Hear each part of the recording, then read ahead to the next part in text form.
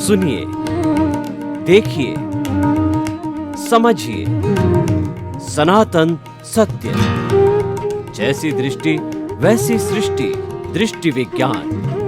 कुदरत, कुदरती रचना एवं कुदरत के कानून से शाश्वत सुख की प्राप्ति। जोधपुर के परम पूज्य महात्मा उपासक प्रोफेसर डॉक्टर सोहन राज तातेड़ के निर्देशन में सनातन सत्य। जैसी दृष्टि वैसी सृष्टि, दृष्टि विज्ञान।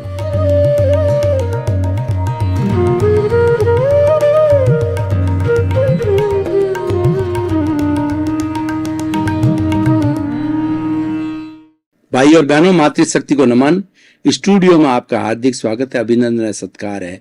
आत्मविज्ञान साइंस ऑफ द सोल कार्यक्रम के अंतर्गत हम आपको सही दृष्टि, सही सोच, राइट विजन, राइट थिंकिंग के तहत नए नए एपिसोड्स के माध्यम से आपकी जो नकारात्मक सोच है, आपका जो गलत दृष्टिकोण है, आपका जो चिंतन गलत दिशा में जा रहा है, आप गलत सोच रहे हो, उसमें हम करेक्शन देते हैं।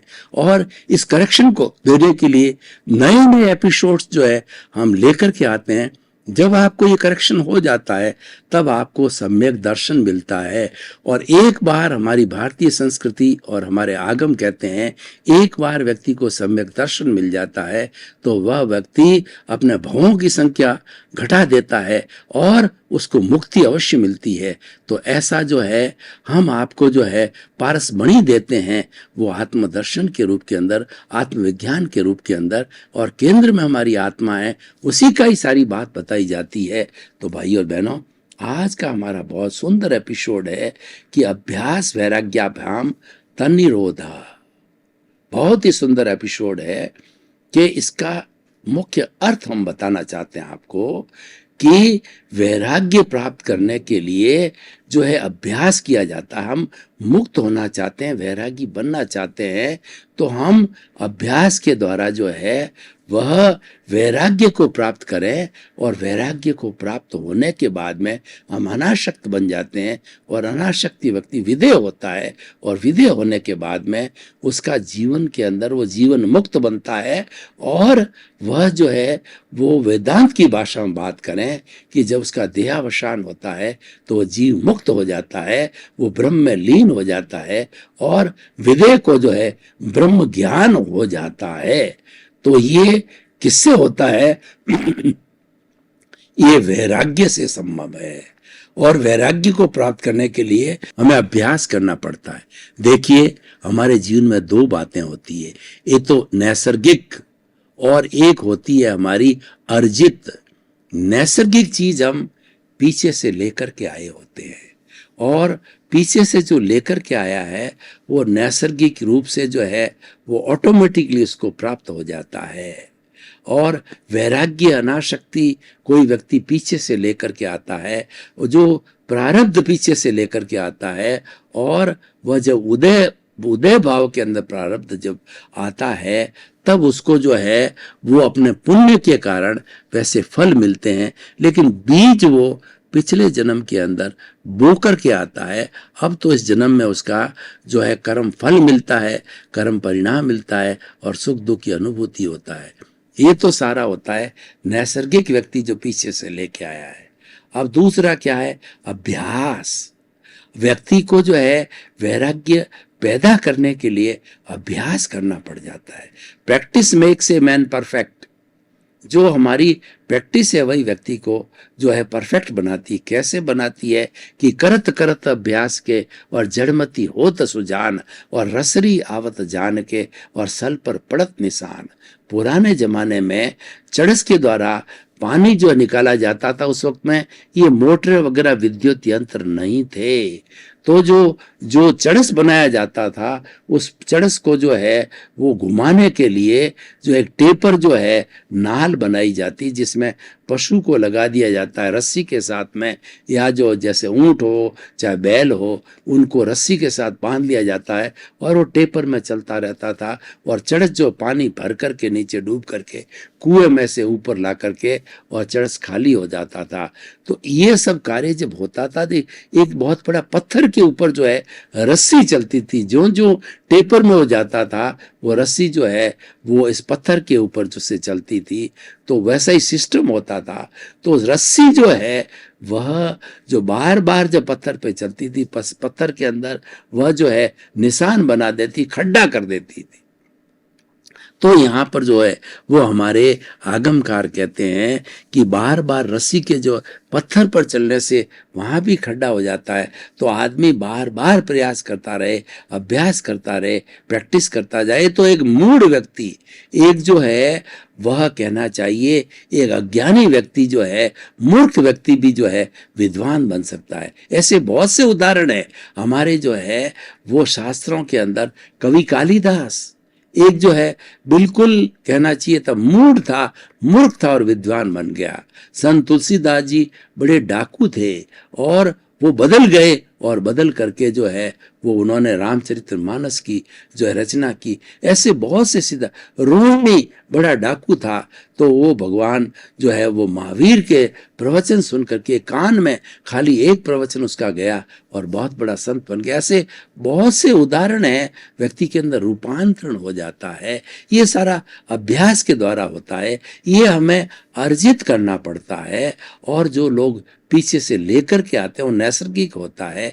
जैसे व्यक्ति के अंदर क्रोध मान माया लोभ, पूर्व जन्म के अंदर क्रोध मान माया लोग शून्य होते थे, तो इस जन्म में वह व्यक्ति अनासक्त बन जाता था, उसको गुस्सा कम आएगा।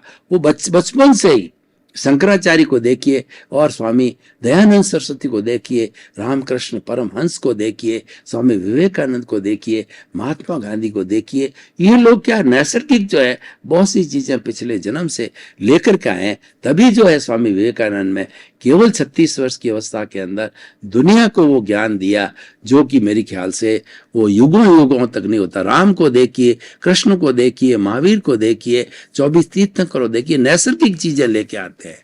लेकिन कुछ लोगों को, हर व्यक्ति नैसर्गिक नहीं होता है, कुछ लोगों को अभ्यास करना पड़ता है, अभ्यास से भी वैराग्य पैदा होता है। तो आज हमारा जो विषय नैसर्गिक की बात हमने कर दी, वो तो ऑटोमेटिकली होता है। आज हम जो बात करेंगे कि वो अभ्यास वैराग्याभ्याम तन्निरोध, इसका मतलब वैराग्य को पैदा करने के लिए अभ्यास से हम वैराग्य कैसे पैदा कर सकते हैं, इसके ऊपर ज्यादा हाईलाइट करेंगे, कुछ उदाहरण लेकर के, और हम धीरे धीरे स्टेप बाय इसको पैदा करेंगे। देखिए, हम वैराग्य पैदा करना क्यों चाहते हैं?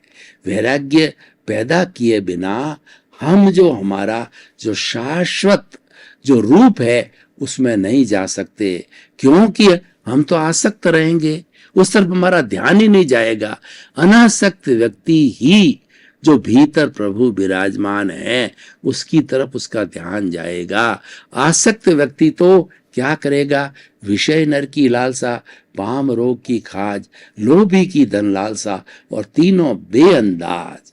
एक जो भोग भोगने वाला व्यक्ति होता है, विषय ही नहीं होता है, उसकी लालसा ये होती है कि शरीर जीर्ण शीर्ण हो जाता है, भोग भोगते ही एकदम मृत्यु को प्राप्त होता है, तो भी वह भोग भोगना नहीं छोड़ता। उसकी तृष्णा है, वो उसकी आसक्ति है।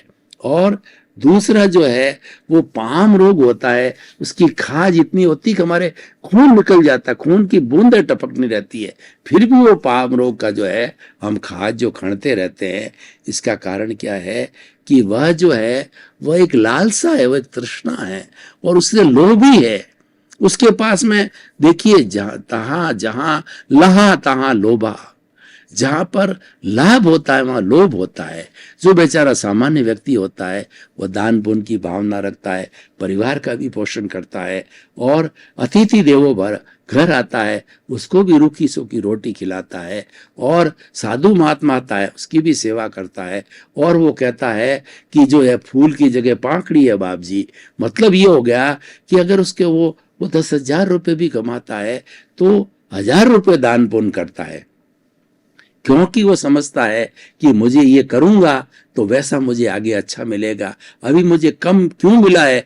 क्योंकि मैंने दान पुण्य नहीं किया है। मुझे जो अंतराय लगी हुई है उस अंतराय को मैं दे करके तोड़ूं। तो वो सारा अभ्यास करता है। लेकिन जहां पर जो व्यक्ति धनी हो जाता है उसको तो लोभ चालू रहता है, लोभ चालू रहता है। करोड़ हो गया, 2 करोड़ करो, 5 करोड़ करो, 10 करोड़ करो, 100 करोड़ करो, अरबपति बनो।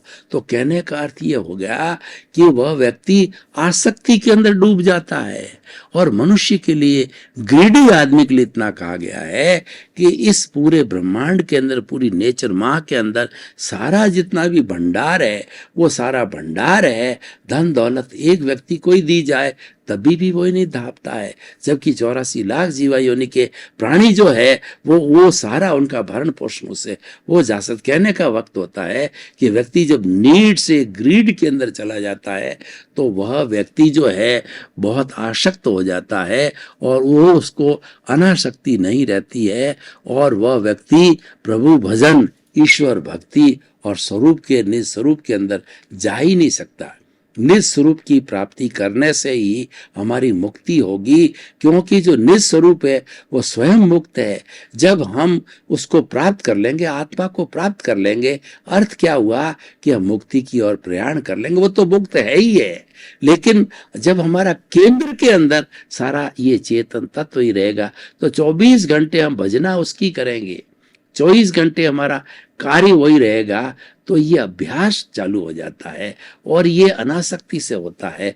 तो अभ्यास करने का अर्थ क्या हो गया कि आप ये जो है वो भीतर चिंतन करो कि मेरे प्राथमिकता इसको दो। और जितना भी हमारा जड़ पदार्थ है, रोटी कपड़ा मकान शिक्षा चिकित्सा धन दौलत परिवार और उसके साथ साथ के अंदर अपना पद प्रतिष्ठा है, उसको जो परिधि पर मानो। और जब केंद्र के ऊपर ध्यान दोगे तो केंद्र पर ध्यान देने से हमारा धीरे धीरे अनासक्ति बढ़ती जाएगी। केंद्र का कितना महत्व हम आपको बताएं कि हमारी केंद्र में जो सरकार होती है वो पूरे भारतवर्ष का प्रतिनिधित्व करती है और राज्य में होती है वो एक छोटे से राज्य में करती। भारत 32 राज्यों से घिरा हुआ, तो जो राज्य सरकार का दायरा सीमित हो जाता है वो भी जो है मैनेजमेंट करती है। लेकिन केंद्र सरकार जो केंद्र में है वो तो 130-40 करोड़ सबकी जो है वो जनता का ध्यान रखती है, सबका हित करती है, क्योंकि वो केंद्र में है। राज्य वाली 130 करोड़ की नहीं, राजस्थान के अंदर 10 करोड़ की आबादी तो 10 करोड़ का ध्यान रखेगी और केंद्र में रहने वाली सरकार 130 करोड़ का ध्यान, क्योंकि वो केंद्र के अंदर है तो इसीलिए उसी को केंद्र माना गया है, केंद्रीय सरकार कहा गया है। तो उसी तरीके से हम केंद्र का अर्थ होता है कि हम जीवन में समय किस पर ज्यादा डिवोट करते हैं। केंद्र में अविनाशी होगा तो 24 घंटे जो भी चिंतन करेंगे वो ये चिंतन करेंगे कि हमारी आत्मा भारी नहीं होनी चाहिए, क्योंकि जीवन का लक्ष्य मुक्ति है। और ये अभ्यास की जो हम बात कर रहे हैं, अभ्यास जो है वो किसका करें? वैराग्य का अभ्यास करें। वैराग्य और आत्मा स्वरूप दो बातें नहीं है, एक ही बात है। वैराग्य आते ही जो है हम आत्म स्वरूप का जो है मनन करना चालू कर देते हैं, अपने स्वरूप के अंदर चले जाते हैं, 24 घंटे वो कार्य करते हैं जिससे कि हमारा आत्मा का कल्याण हो और हम समाज सेवा के रूप में जगत का कल्याण करें। दो एस्पेक्ट हमारे सामने खड़े हो जाते हैं अभ्यास के, जो है वैराग्य के अभ्यास के द्वारा, कि एक तो आत्म कल्याण, स्वयं का कल्याण, और दूसरा जगत कल्याण। जगत कल्याण की बात क्यों कही गई है कि हम जो है समाज से पहचान लेते हैं, समाज में पैदा होते हैं, समाज में बड़े होते हैं, समाज में पलते पोसते हैं, तो समाज का हमारे पर ऋण है। 4 तरह के हमारी भारतीय संस्कृति में ऋण बताए हैं, तो मनुष्य को ऋण साथ लेके नहीं जाना चाहिए। पहला देव ऋण होता है, तो देव ऋण के अंदर जो हमारे प्रभु है, हमारे जो भगवान हैं, जिनको हम आराध्य मानते हैं, उनका हमारे पर ऋण है, क्योंकि हमें वो सही रास्ता बताते हैं, हमारे पर कृपा करते हैं। ज्ञानी पुरुष का, गुरु का जो है वो हमारे पर कृपा करते हैं।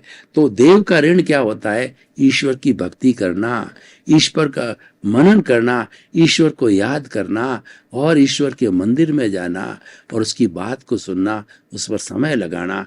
तो उससे जो है हमारी देव ऋण उतरता है। दूसरा ऋण होता है पितृ ऋण होता है। हमारे माता पिता जो हमें संसार में लाते हैं, वो संसार के भगवान होते हैं, उनकी चित्त समाधि बनी रहे उसके लिए उनकी सेवा करना, उनको कोई का दुख नहीं देना, मानसिक रूप से शारीरिक रूप से कोई तरह का उनको दुख न देना, उससे और उनकी सेवा करना, श्रवण कुमार बनना। ये जो है पितृ ऋण उतारने की बात है। और तीसरा जो ऋण होता है वो गुरु का ऋण होता है। हम 25 वर्ष की उम्र तक जब है ब्रह्मचर्य आश्रम में रहते हैं, यानी शिक्षा ग्रहण करते हैं, चाहे आज की कॉलेज की शिक्षा हो, 25 वर्ष तक शिक्षा करीब करीब पूरी हो जाती है, वो हमें गुरु शिक्षा देता है। तो गुरु के प्रति हमारा ऋण होता है, वो गुरु की आज्ञा को मान करके और गुरु की सेवा करके और गुरु का रेस्पेक्ट करके वो हम गुरु का ऋण उतार सकते हैं। चौथा ऋण समाज का ऋण होता है। तो मैंने जो तिन्नानम तारियाणम की बात की कि हम जगत कल्याण की बात क्यों सोचे, हम स्वयं के कल्याण की बात क्यों नहीं सोचे, क्योंकि हमारा समाज का ऋण है। समाज ने पहचान दी, समाज में बड़े हुए, तो उसका ऋण उतारने के लिए हम दूसरों का भला करें, दूसरों को सही रास्ते पर लाएं, दूसरों को हम जो कुदरती रचना, कुदरत का कानून, सनातन सत्य की बात बतावें, उनको अल्टीमेट ट्रुथ बतावें, उनको बतावें कि शास्त्र जो सनातन सत्य क्या है, अल्टीमेट ट्रुथ क्या है, वो बताने से क्या होगा, उनको शाश्वत सुख की प्राप्ति, मुक्ति में शाश्वत सुख है, वो हम सबको दिलाना चाहते हैं, मोक्ष दिलाना चाहते हैं। जगत कल्याण का मतलब जगत के सब जीवों को शांति मिले, आनंद मिले और मुक्ति मिले। ये सारी बात जो होती है, तो ये सब होता कब है? ये अनासक्ति से होता है। आसक्ति में तो क्या होता है, हम 5 इंद्रियों के सुख के अंदर ही समय घुमा देते हैं। देखिए, मैं आपको एक उदाहरण देता हूं कि हम जो प्रतिदिन जो है वह एक जो विटालिटी पैदा करते हैं, मन वचन काया जो चलता है वो कर्ण वीर्य से चलता है, और आत्मा की शक्ति को लब्धि वीर्य कहा जाता है। वो तो ऑलरेडी आत्मा के अंदर है ही है। शरीर को चलाने के लिए, मन वचन काया को चलाने के लिए जो कर्ण वीर्य होता है वो हम जनरेट करते हैं, वो हम पैदा करते हैं, उसको विटालिटी बोलते हैं, प्राण ऊर्जा बोलते हैं। वो 4 चीजों से आती है, भोजन, पानी, अग्नि, जैसे कि सूर्य की अग्नि, जठराग्नि आदि, और प्राण वायु, शुद्ध वायु, ऑक्सीजन, चारों से विटालिटी बनती है। और ये विटालिटी इकट्ठी होती होती जो हमारे एक प्राण ऊर्जा का शक्ति का भंडार है, जो हमारी जो रीढ़ की हड्डी उसका निचला भाग है वो शक्ति केंद्र कहलाता है। वहां पर सारी ये प्राण ऊर्जा इकट्ठी हो जाती है। सामान्य व्यक्ति क्या करता है कि उस प्राण ऊर्जा को भोग विलास, 5 इंद्रिय सुख जैसे पशु क्या करते हैं, मैथुन करते हैं और इसको वेस्ट कर देते हैं। इस एनर्जी को वेस्ट करने से ये जो और संतान उत्पत्ति वगैरह और धन दौलत, सारा दिन लुब्ध रहना, उसमें खर्च होती रहती है। लेकिन जो लोग वैरागी होते हैं, जो लोग अभ्यास के द्वारा, मैं अभी अभ्यास की बात बता रहा हूं, अभ्यास करने के लिए हमें कुंडलिनी जागरण करना चाहिए, हमें अंतर यात्रा करनी चाहिए, उससे हमारा वैराग्य पुष्ट होता है। वो कैसे की जाती है, मैं आपको जो है एक उदाहरण के तौर पर बताता, मैं आपको करके बता देता हूं उदाहरण, क्योंकि ये अपने वैराग्य को अच्छा बनाने के लिए बहुत ही सुंदर उपाय है। तो सबसे पहले अपने आंखों को बंद कीजिए और रीढ़ की हड्डी एंटीना की तरह सीधी, दोनों हाथें ध्यान मुद्रा के ऊपर, और अपने चित्त को पूरे शरीर के अंदर घुमाइए और ये सुझाव दीजिए कि पूरा शरीर शिथिल हो जावे। अनुभव कीजिए मेरे शरीर की एक ही कोशिका शिथिल हो गई है, कोई अकड़न नहीं, कोई जकड़न नहीं, कोई तनाव नहीं और किसी तरह का भार नहीं, किसी तरह की चिंता नहीं। मेरा पूरा शरीर रुई की भांति हल्का हो गया।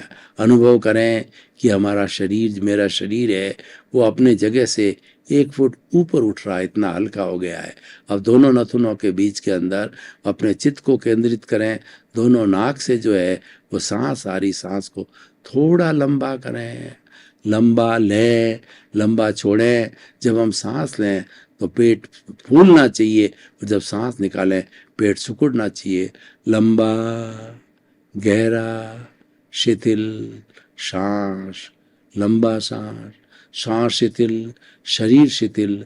अब जो है हम प्रयोग करेंगे कुंडलिनी जागरण का अपनी रीढ़ की हड्डी के नीचे, जहाँ जो हमारा ऊर्जा का समुंदर लहरा रहा है, तालाब लहरा रहा है, वहाँ चित्त को ले जाइए और अपनी गुदा को जो है ब्लेडर की तरह दबाइए। हमको क्या करना है कि जैसे कि ब्लड प्रेशर नापने वाला जो यंत्र होता है और उसके अंदर जो हमारा जो पारा होता है ऊपर चढ़ता है, उसी तरीके से हमें जो है इस ब्लैडर को दबा करके जो जो ब्लड प्रेशर का ब्लैडर होता है, हमारा गुदा है, उसको दबा करके और सांस को भरने के साथ के अंदर ये जो जो हमारा जो रीढ़ की हड्डी के अंदर जो है सफ़ेद धागा होता है, उसको देखिए, जिसको कि हम धागे को जो है वो हम जो सुषुम्ना कहते हैं, वो सुषुम्ना के अंदर स्पाइनल कॉर्ड कहते हैं, उसके भीतर जो है वो हमारा जो जितनी विटालिटी है, जितनी हमारी प्राण ऊर्जा उसके भीतर में श्वास के साथ में उठ रही है, और उसको वो जुड़ा हुआ शस्त्र सार से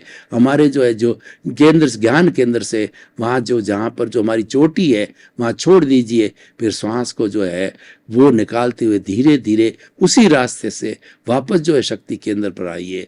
तो ये प्रयोग जो है 2 बार 3 बार 4 बार 5 बार 10 बार कीजिए, तो नीचे की जो शक्ति है धीरे धीरे वो स्पाइनल कॉर्ड के माध्यम से गुदा के जो है दबाने के साथ में श्वास के भरने के साथ के अंदर स्पाइनल कॉर्ड से वो शक्ति उठ करके हमारे शस्त्र सार में इकट्ठी होती रहेगी। तो इसको बार बार जो है हम भूखे पेट करेंगे तो ये शक्ति जा करके शस्त्र सार केंद्र के अंदर इकट्ठी हो जाएगी, और यहाँ पर शक्ति है वो नाम मात्र की रह जाएगी। तो भाई और बहनों, आँख खोल लीजिए। तो कहने का अर्थ ये है, ये सारी शक्ति जो है हमने स्थानांतरण किया कि हमने अभ्यास किया, ये अभ्यास से आई। तो अभ्यास जब से ये सारी शक्ति विटालिटी जब हमारे शस्त्र सार में इकट्ठी हो जाती है, ज्ञान के रूप में परिणित हो जाती है, तो हमारे को वैराग्य हो जाता है। ज्ञान का संबंध वैराग्य है। ज्ञान ये कहता है मैं अलग हूँ, शरीर अलग है, मैं तो चेतन हूँ, ये जो शरीर है पूर्व जन्म के कर्मों के लिए भुगतान के लिए मिला है, ये जड़ है, ये नाशवान है, भेद विज्ञान है, हम दोनों पड़ोसी है, साथ साथ रहते हैं, शरीर भी साथ रहता है और प्रभु भी साथ रहता है। लेकिन प्रभु जो है वो तो चेतन है, वो तो अजर है, वो तो अमर है, वो तो सच्चिदानंद है, और वो हमेशा रहने वाला है, और ये हर बार जाने वाला है। वो भूतकाल के अंदर जो था वो भी चला गया, वर्तमान काल का पुतला है, ये भी जाएगा, और फिर कर्म करके भविष्य में आएगा, वो भी जाएगा, और 84 लाख के अंदर कितनी बार घूमता रहा। लेकिन प्रभु है वो अविनाशी है, अजर अमर, अपनी जगह पर स्थिर है, और वो मुक्ति जैसा है। लेकिन बार बार जो है ये पुतला जो है वो कॉजेज डालता रहता है, और कॉजेज डालने कारण में इसकी प्रेजेंस जो कि जन्म जन्मांतर से प्रभु की है उसको तकलीफ होती है, प्रभु छटपटाते हैं। वो मुक्त जैसे ही है, मुक्ति अपने स्थान पर जाना चाहते हैं, पर ये छोड़ नहीं रहा है, ये बांध के रखा हुआ है। ये ज्ञान आ जाता है, ये अनाशक्ति है। मतलब हमें जो पदार्थों के प्रति जो आसक्ति हमारा दृष्टिकोण जाता था, भीतर इतना एक बहुत बड़ा जो है सुख का सागर आ जाता है, दरिया आ जाता है, जो कि हमारा प्रभु का गुण है। तो ये बाहर के जितने जितने भी साधन है फीके लगते हैं, और यही वैराग्य है। जो सच्चा वैरागी होगा, जो अनासक्त वाला होगा, वो पदार्थों में दिलचस्पी कम लेगा, पर वो पदार्थों में जी रहा है, क्योंकि उसका भुगतान है, वो तो हर एक को पूरा करना पड़ेगा। राजा राम को भी वनवास जाना पड़ा, और राजा हरिश्चंद्र को भी जो है वो 12 वर्ष जो है चंडाल के घर पानी भरना पड़ा। और भगवान कृष्ण को भी देखिए कि उनका जन्म जो है वह कारावास में हुआ, और उनके असली माता पिता ने उनको नहीं पाला, ग्वाले रूपी माता पिता में पाला। और अंत समय में भगवान के तीर लगा, जब भगवान ने देह छोड़ी तो अकेले था। जब राम और कृष्ण से, और भगवान महावीर ने तो इतने कष्ट भुगते जो 23 तीर्थंकरों ने नहीं भुगते, वो इन्होंने 12.5 वर्ष के अंदर भुगते दीक्षा लेने के बाद के अंदर।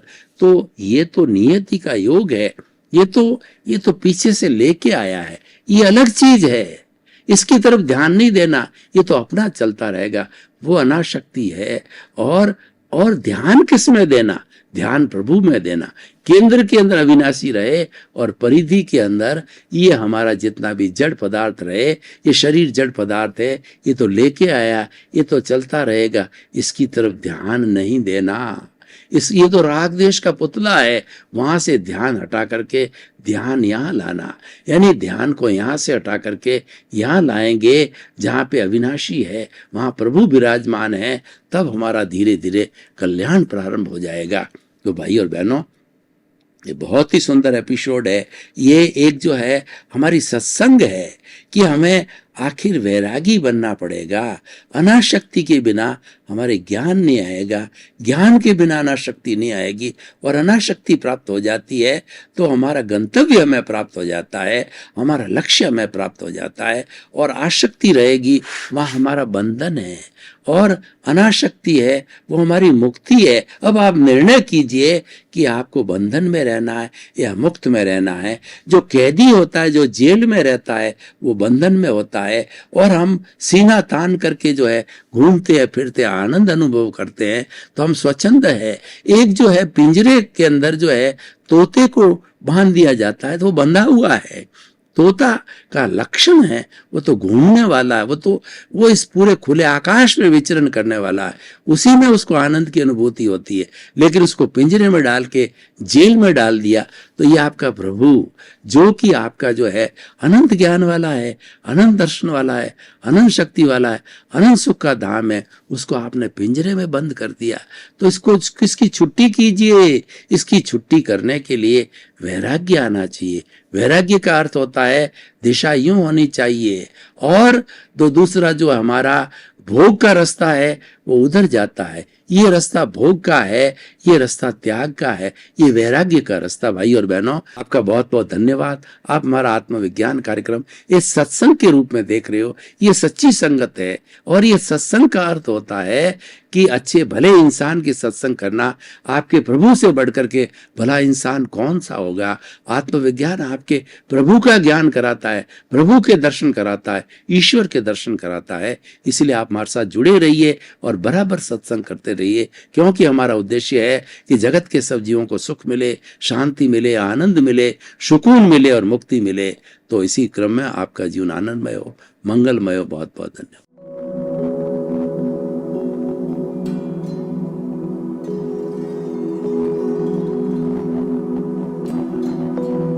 एक ऐसा अंतर्राष्ट्रीय ख्याति प्राप्त मानव जो गुरु प्रेरणा से पिछले 20 वर्षों से वानप्रस्थ जीवन जीते हुए 24 घंटे मानवता की सेवा में संलग्न है।